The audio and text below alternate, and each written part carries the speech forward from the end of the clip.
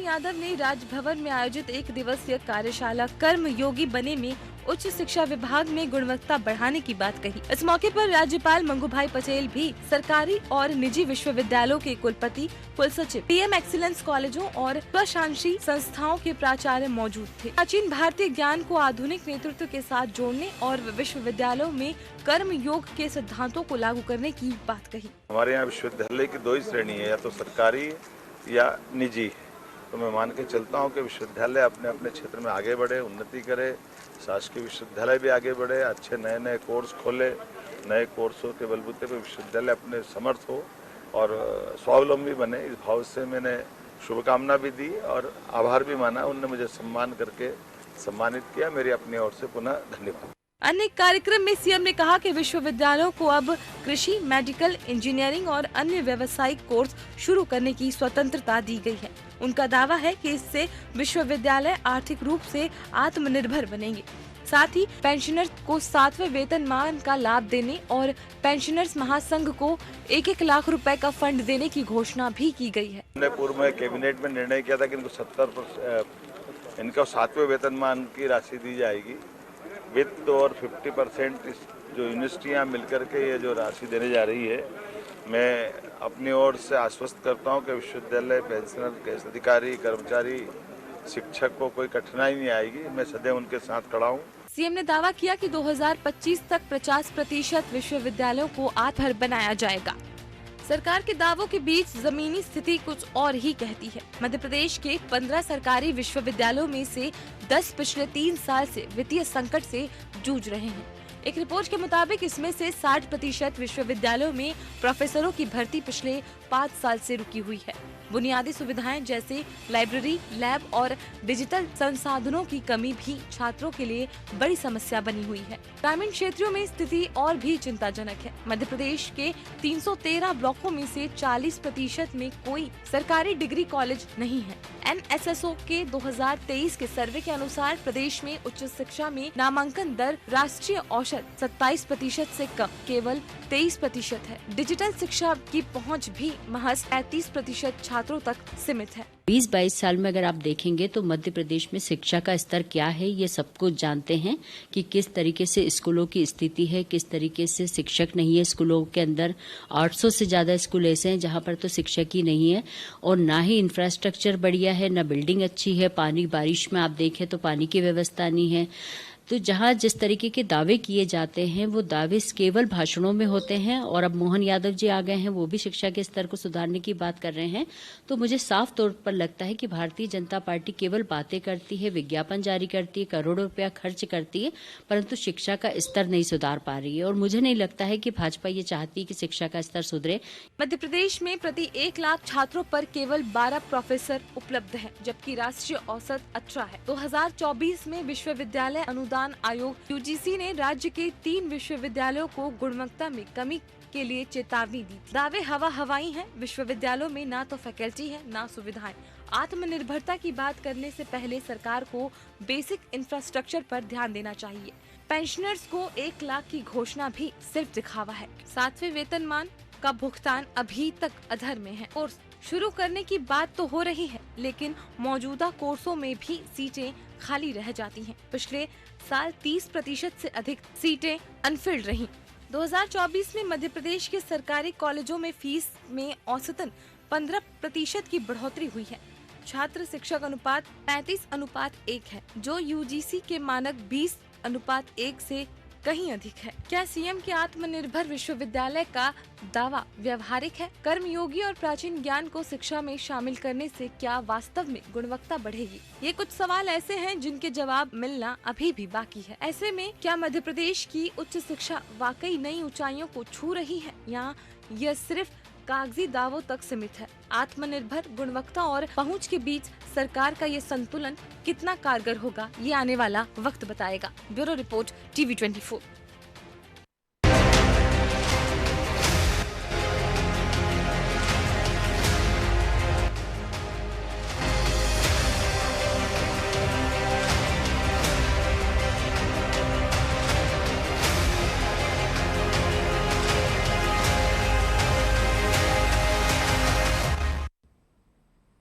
नमस्कार, मैं हूं मोहन तिवारी और डिबेट लाइव बड़ी बहस मध्य प्रदेश में आपका स्वागत है। मध्य प्रदेश की आज की बड़ी बहस इस बात पर है कि यहाँ पर जो शिक्षा को लेकर प्रयोग चल रहे हैं, जिसमें एक बड़ी टैगलाइन सामने आई है कि आत्मनिर्भर शिक्षा और कर्मयोगी दीक्षा, यानी ऐसी शिक्षा जो कि आत्मनिर्भर बनाए और कर्मयोग की ओर भी ले जाए, उस ओर बढ़ रहा है मध्य प्रदेश। और यही कुछ बात आज सामने आई जब मुख्यमंत्री मोहन यादव ने शिक्षा से जुड़े हुए कई विचार बीच में रखे और कई घोषणाएं भी की। इसी पर आज चर्चा करेंगे और जानेंगे कि मध्य प्रदेश में ये जो नया मंत्र दिया गया है कि आत्मनिर्भर शिक्षा होगी और कर्मयोगी दीक्षा होगी, ये कैसे इम्प्लीमेंट होगा, शिक्षा के सामने क्या क्या चुनौतियां हैं और उन चुनौतियों के बीच क्या सरकार अपनी इस बात का इम्प्लीमेंट कर पाएगी। इन्हीं सब बातों पर चर्चा करेंगे। पहले मिल लेते हैं उन मेहमानों से जो इस चर्चा में हमारे साथ रहेंगे। हम बहुत स्वागत करेंगे। हमारे साथ मौजूद हैं इस पूरे प्रकरण में बीजेपी का पक्ष रखने के लिए अजय सिंह यादव जी, बहुत स्वागत है आपका। हमारे साथ कांग्रेस का पक्ष रखने के लिए मौजूद है प्रतिभा विक्टर जी, बहुत स्वागत करेंगे आपका। और राजनीतिक विश्लेषण हमारे साथ शेयर करेंगे श्री भूपेंद्र जी, बहुत स्वागत करेंगे आपका।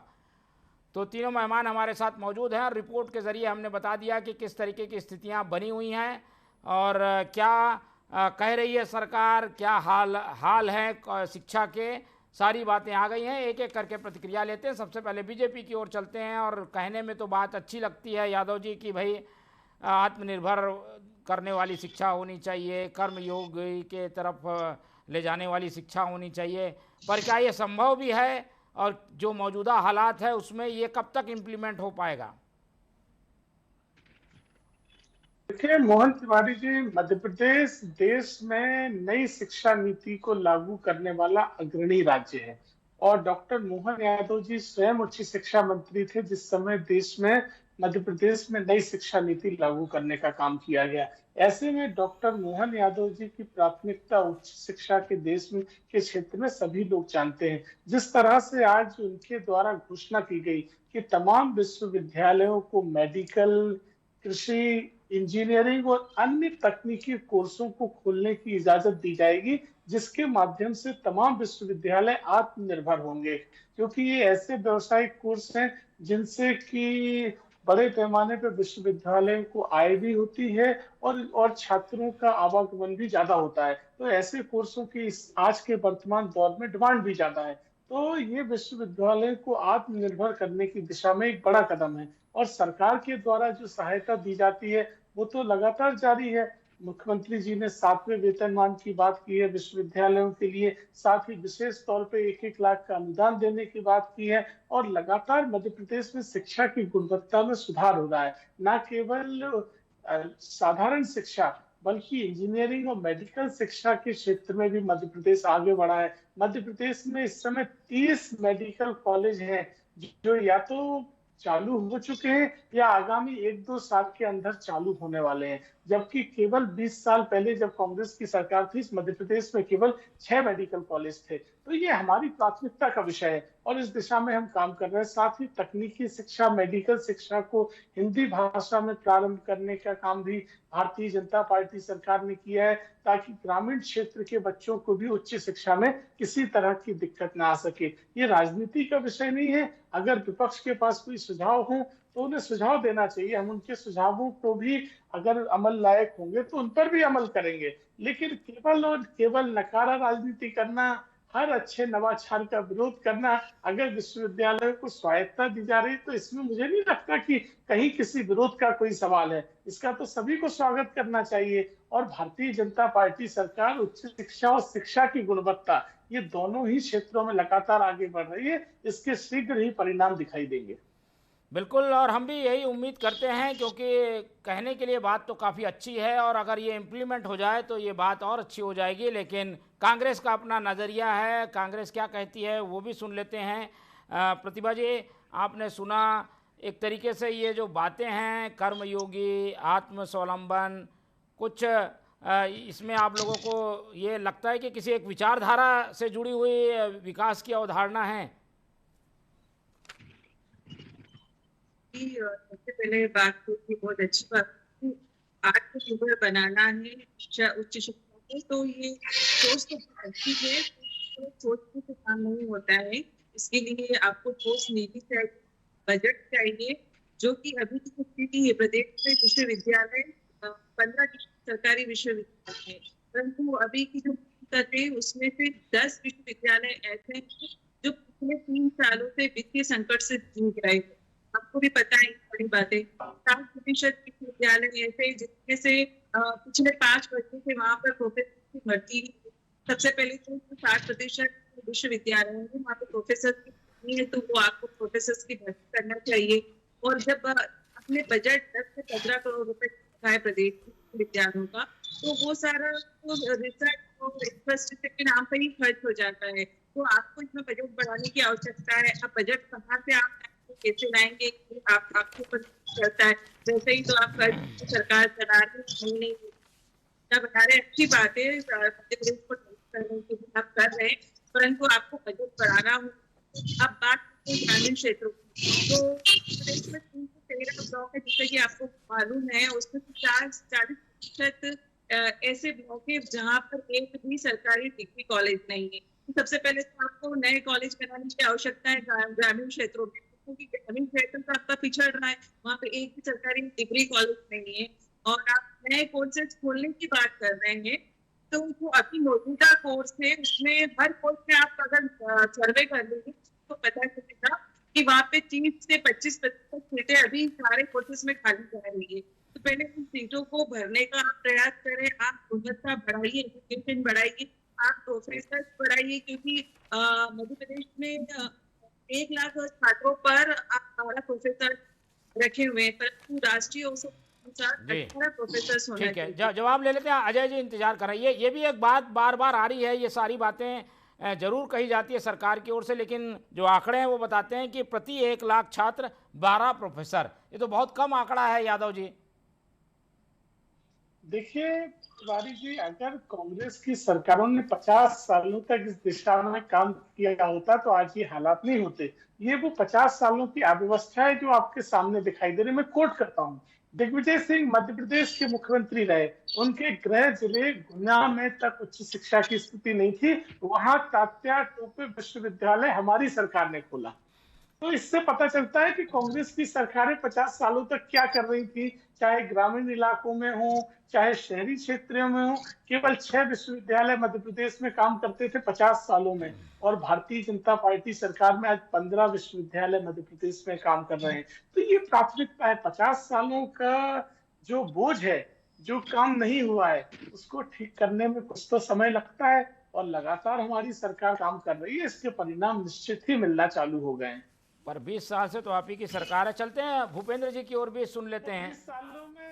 20 सालों में 15 विश्वविद्यालय खोले, गुना तक में हमने खोला है, 30 मेडिकल कॉलेज खोले, तो ये 20 सालों की उपलब्धियां ही तो है। हम कहाँ मुंह मोड़ रहे हैं, हम अपने काम को दिखाने के लिए सामने बैठे हैं।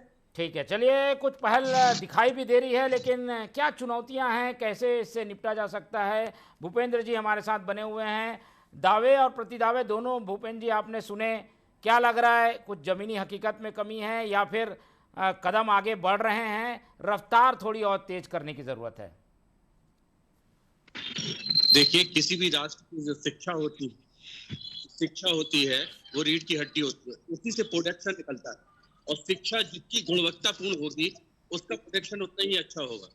अब हम मध्य प्रदेश राज्य की बात करें तो मध्य प्रदेश में 16 राज्य विश्वविद्यालय हैं, 31 मेडिकल विश्वविद्यालय हैं, 1000 शासकीय कॉलेज हैं, जिसमें बजट में लगभग 4500 करोड़ रुपए रखा गया उच्च शिक्षा के लिए। और अगर हम उसमें परंपरागत और गैर परंपरागत विश्वविद्यालय की बात करें तो आज एक सर्वे रिपोर्ट आई थी जिसमें कल ही प्रकाशित हुई थी, जिसमें लगभग जहां पे 150 पोस्ट है वहां पे 10 रेगुलर प्रोफेसर कार्यरत है, लगभग 130 पोस्टें खाली हैं, 90% पद खाली पड़े हुए हैं। दूसरी बात, शिक्षा के जो शिक्षालय होते हैं वो महत्वपूर्ण होते हैं शिक्षक और विद्यार्थियों के लिए।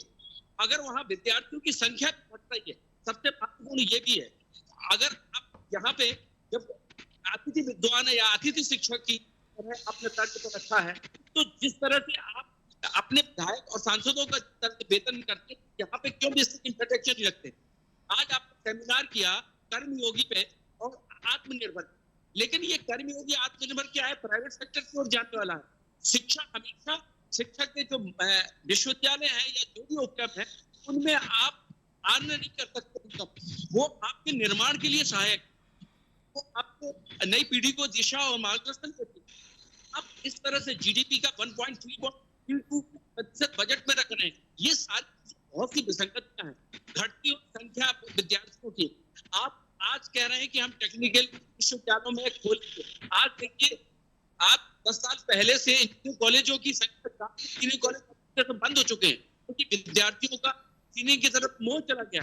टेक्निकल अब डिप्लोमा पे आ गई है, मतलब कि आईटीआई सेक्टर, जिसमें आपने 22 इस बात नए खोलने की बात कही अपने बजट, तो कहाँ से ये सार्थक होगा और कहाँ से आर्थिक होगा? ठीक है, गोष्ठियां और संगोष्ठी करना एक अलग विषय है, लेकिन महत्वपूर्ण रूप से अगर कोई शिक्षक रेगुलर नहीं मिलेगा और वही एक शिक्षक वेतन पा रहा, तो उसके काम समान कर रहे हैं, लेकिन उनकी प्रतिपूर्ति नहीं हो रही उस तरह से, तो आप उससे रिजल्ट कैसे निकालेंगे? हाँ, ये भी सरकार, कांग्रेस सरकार को बेहतर करने की कोशिश की। उन्होंने लगातार मेडिकल कॉलेज खोले, पिछले ही वर्ष उन्होंने 3 विश्वविद्यालय भी खोले, लेकिन वो विश्वविद्यालय उन्होंने डिग्री कॉलेज को नए विश्वविद्यालय का केंद्र दे दिया। ये भी एक चीज है कि बेसिक इंफ्रास्ट्रक्चर नहीं है, विश्वविद्यालय लैबोरेटरी नहीं है, पीने के पानी नहीं है। और आप देखें, विश्व राजधानी का भी अटल बिहारी वाजपेयी हिंदी विश्वविद्यालय हिंदी है मातृभाषा में इंजीनियरिंग और मेडिकल पढ़ाई के लिए 15 साल से अपेक्षित पड़ा हुआ है, वहां पे भी। चलिए, भूपेंद्र जी की बातों से लग रहा है कि कुछ चुनौतियां हैं जिनको पार पाना बहुत जरूरी होगा, तभी हम आत्मनिर्भर शिक्षा की बात भी कर सकेंगे और कर्मयोगी दीक्षा की बात कर सकेंगे। यादव जी, ये चिंता तो सबकी है और ऐसी चिंताओं का निराकरण भी करना आप लोगों के लिए ज़रूरी है। क्या भरोसा दिलाएंगे कि ये सारी चीज़ें जो बताई जा रही हैं वो दूर होंगी और शिक्षा बेहतर दिखने को मिलेगी आने वाले सालों में? देखिए, भारत में और सभी प्रांतों में, चाहे स्कूली शिक्षा हो चाहे उच्च शिक्षा हो, दोनों में ही कई ऐसी अनियमितताएं थी जिनकी वजह से नई शिक्षा नीति लाना पड़ी। और यहाँ तक कि स्कूली शिक्षा में तो इतिहास से बड़े पैमाने पर छेड़छाड़ किया गया, उच्च शिक्षा के क्षेत्र में भी बहुत सारे अमूलचूल परिवर्तन की आवश्यकता थी।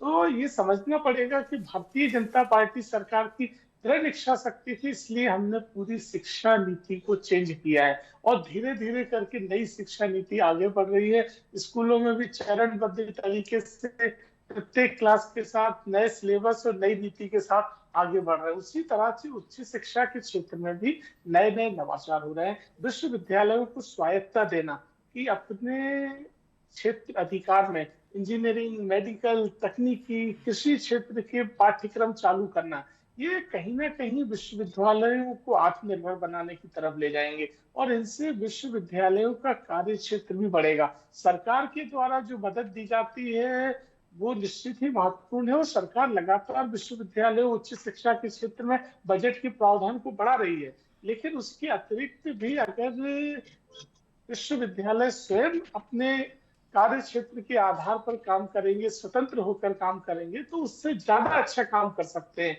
यही मुख्यमंत्री जी का मानना है और जिस तरह के नवाचार किए जा रहे हैं इनके परिणाम निश्चित ही मिलेंगे। ये 50 सालों का गड्ढा है जिसको भरने में समय लग रहा है, बस इससे ही समझा जा सकता है।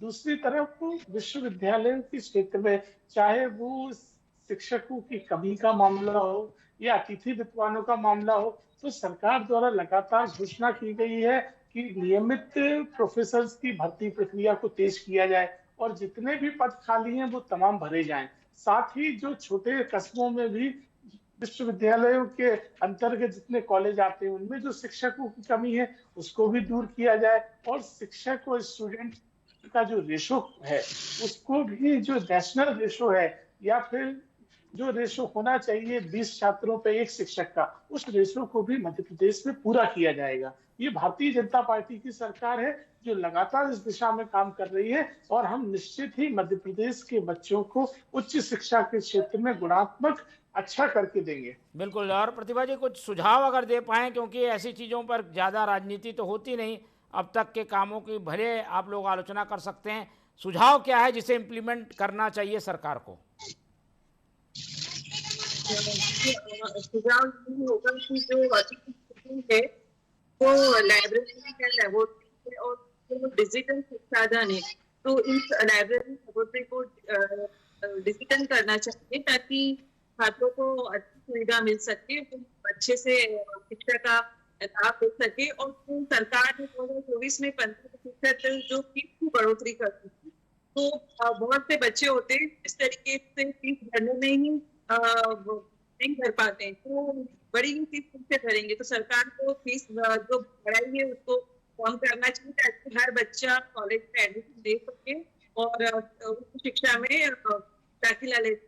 उच्च शिक्षा में नामांकन दर भी काफी कम है, तो उसके लिए भी प्रयास किया जाना चाहिए। तो फीस आप कम करिए ताकि बच्चे कम फीस में वो सरकारी कॉलेज में जाके एडमिशन ले सकते हैं और जो भी आप कोर्स देते हैं उसमें वो शिक्षा प्राप्त कर सके। तो ये चीज बहुत जरूरी है। प्रोफेसर आप बढ़ाइए और सबसे बड़ी बात है बजट की, तो आप बजट बढ़ाइए तो ज्यादा सुविधा हो, लेकिन इंफ्रास्ट्रक्चर को अच्छा कीजिए तो बच्चे सरकारी स्कूलों में एडमिशन लेने जरूर आएंगे। क्योंकि सुविधा अगर कम होती तो हमें तो माता पिता भी यही चाहते हैं कि सुविधा जो है तो सिटी में पढ़े या अच्छे कॉलेज में पढ़े, तो वो निजी कॉलेजों में अपने बच्चों को भेजना ज्यादा पसंद करते हैं। तो उसके लिए हमें सुविधा संपन्न करना होगा और इंफ्रास्ट्रक्चर को सुधार। ठीक है, और चलिए अब चलते हैं भूपेंद्र जी से भी समझ लेते हैं। भूपेंद्र जी, ये कांग्रेस की ओर से भी ये बात आ रही थी कि कोई विचारधारा आधारित शिक्षा नीति लाई जा रही है क्या, ये उसका हिस्सा है क्या, इसका कुछ विचारधारा से भी जुड़ाव है क्या, लगता है क्या आपको? देखिए, कांग्रेस का मानना है कि क्योंकि बीजेपी एक संघ विचारधारा से है, तो वो उनका कहना है कि संघ विचारधारा से उसको जोड़ा जाता है, वही दिया जा रहा है। देखिए, अगर कोई चीज सनातन में अच्छी है, अगर उसको शिक्षा में लागू किया जाए तो उसमें कहीं बुराई नहीं है कि उसका भगवाकरण हो रहा है या कुछ। ये तो अब वो राजनीति पार्टी है, वो उनका कहना है। अब वो लेकिन सनातन में शिक्षा पद्धति, गुरुकुल की जो शिक्षा नीति थी वो अद्भुत नीति थी। उसमें हर आश्रम व्यवस्था थी और क्योंकि लॉर्ड मैकाले ने जिस तरह से शिक्षा पद्धति और भारतीय संस्कृति को विकृत किया है, और जिस तरह से आप बताइए कि जिस तरह से पैसे आधारित कर दिया, जो मूलों को कम कर दिया है और इकोनॉमी को ज्यादा मजबूत कर दिया है, तो हमारी शिक्षा इस तरह से नहीं थी। महत्वपूर्ण यहाँ तो ये है कि शिक्षा के नए विश्वविद्यालय खोल देना और महाविद्यालय खोल देना, ये एक राजनीतिकरण हो सकता है, लेकिन महत्वपूर्ण है वहाँ बेसिक इंफ्रास्ट्रक्चर होना चाहिए। दूसरी बात, लगातार विद्यार्थियों की संख्या घट रही है और वहाँ शिक्षकों की कमी भी घट रही है, और शिक्षकों और कुलपतियों की नियुक्तियां पारदर्शितापूर्ण होनी चाहिए, योग्य लोग होनी चाहिए, चाहे वो किसी भी क्षेत्र को। क्योंकि अगर शिक्षक और अगर कुलगुरु उस तरह से अगर योग्य होंगे तो वो जो आपका सिस्टम वो क्लियर कर जाएगा। आप चाहे उसके लिए कितना भी पैसा निवेश करें वो व्यर्थ चला जाएगा। आज अगर आप देखें तो शासकीय विद्यालय हो चाहे महाविद्यालय हो चाहे यूनिवर्सिटी हो, प्रवेश के लिए उनके यहाँ बच्चे आ नहीं रहे। प्राइवेटाइजेशन आप दिख रहा है, क्योंकि शिक्षा को प्राइवेटाइजेशन से नहीं रोक सकते, लेकिन प्राइवेटाइजेशन के साथ साथ हमें अपनी शासकीय संस्थाओं की प्रतिस्पर्धा इस तरह से बनानी चाहिए। दूसरी बात, जो नेप 2020 है, नई शिक्षा नीति, शिक्षा नीति को आपने सेमिनार बहुत कर लिए, लेकिन अभी तक शिक्षकों को उसके समझ में क्या है, और इस नई शिक्षा नीति के नाम आने में भी समय लगेगा। और ये चीज है, लंबी लड़ाई है, और वो एक लेकिन खास तौर से विद्यार्थी और शिक्षा दोनों में पारदर्शिता, गुणवत्तापूर्ण होना चाहिए, उनका शैक्षणिक अच्छा होना चाहिए, नियुक्तियों ये नहीं होना चाहिए कि किस तरह से की जाती है। मेरा ये सुझाव रहेगा, अगर आप लाएंगे तो निश्चित रूप से शिक्षा से विश्व गुरु, जो बीजेपी कहते हैं विश्व गुरु की कल्पना है, तो वो कर सकते हैं। तो हमारे यहाँ क्षमता बहुत है और मार्ग और दिशा देने की आवश्यकता है। ठीक है, चलिए, तो संतुलन बनाकर चलना होगा, और अगर ये बातें कही गई हैं तो उसे पूरा भी करना होगा, और तभी हमारे प्रदेश का सही विकास होगा। और नई पीढ़ी को अगर गढ़ना है तो शिक्षा को बेहतर करने की ज़रूरत है। यही पूरी चर्चा का समग्र रूप, सार रूप सामने आया है। हम उम्मीद करते हैं कि सरकार इस बारे में ध्यान देगी, और जैसा कि यादव जी दावा कर रहे हैं वो भी इम्प्लीमेंट होगा, और शिक्षा मध्य प्रदेश की बेहतर होगी। इस पूरी चर्चा को आज हम यहीं खत्म करते हैं। इस चर्चा में हमारे साथ अजय यादव जी जुड़े, उनका धन्यवाद। प्रतिभा जी ने समय दिया, उनका धन्यवाद। और भूपेंद्र जी हमारे साथ बने रहे, उनका भी बहुत बहुत धन्यवाद। तो तीनों मेहमानों को धन्यवाद कहते हुए आपकी आज की ये चर्चा ही खत्म करते हैं और आप लोग से रखते हैं उम्मीद कि आप लोग देखते रहेंगे TV24। रखिए अपना बहुत ख्याल। नमस्कार।